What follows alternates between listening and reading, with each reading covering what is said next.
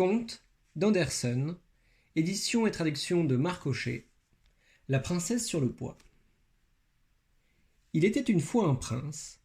Il était à la recherche d'une princesse, mais il voulait que ce soit une vraie princesse.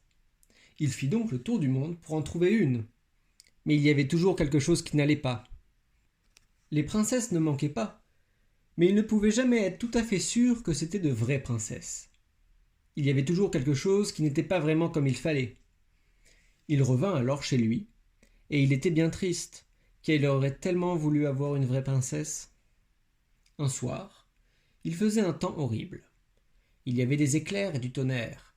La pluie tombait à torrents. C'était vraiment épouvantable. Quelqu'un frappa à la porte de la ville, et le vieux roi alla ouvrir. C'était une princesse qui était dehors. Mais grand Dieu! Comme la pluie et l'orage l'avaient arrangée.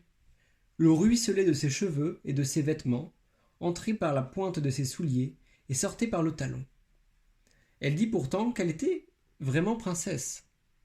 C'est ce que nous saurons bientôt, pensa la vieille reine, mais elle ne dit rien. Elle entra dans la chambre à coucher, ôta toute la literie et plaça un poids au fond du lit.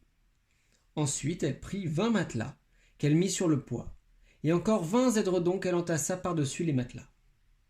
C'était là que la princesse devait passer la nuit. Le lendemain matin, on lui demanda comment elle avait dormi. « Horriblement mal, répondit-elle. J'ai à peine fermé l'œil de toute la nuit. Dieu sait ce qu'il y avait dans le lit.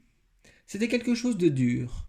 J'en ai des bleus sur tout le corps. C'est épouvantable. » On pouvait voir par là que c'était une véritable princesse, puisqu'elle avait senti un poids à travers 20 matelas et 20 édredons. Seulement une princesse pouvait avoir la peau aussi délicate.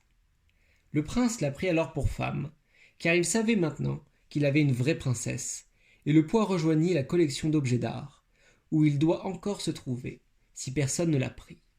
Voilà, c'était une vraie histoire.